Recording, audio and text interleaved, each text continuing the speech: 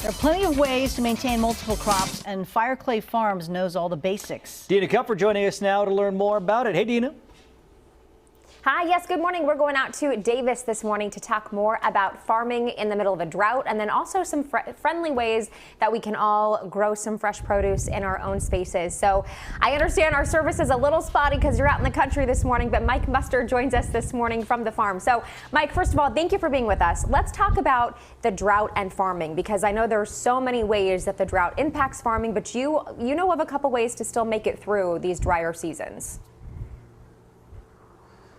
Yeah, that's right. So we do a no-till farm out here, and that basically means that we are not cultivating the soil at all.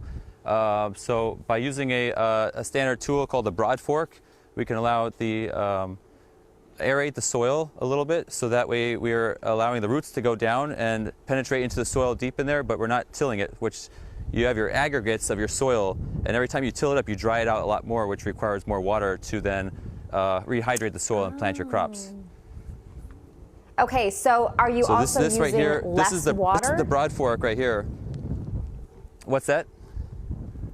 Are you using less water in addition to this method?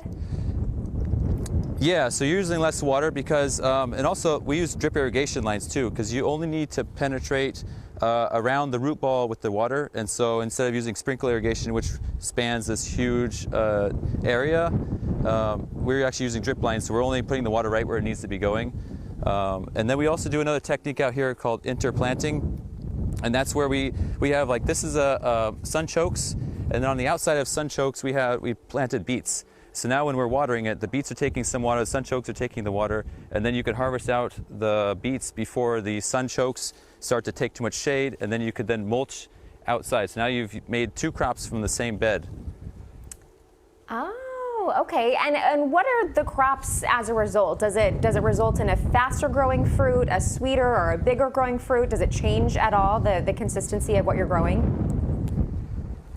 No, it all tastes the same that you would normally get it in your grocery store or your farmer's market. The difference is that you have 365 days in a year, and so you can grow twice as much food on less land using the same amount of water that you would be using for like, you know, if I planted one crop in a bed, I have to water that the same amount that I would have if I had two beds of two different crops, you know, so that's double the water and also double the space. And so even at your home gardens, people can do the same thing at their home gardens. They can get the transplants at the local store, or they could go ahead and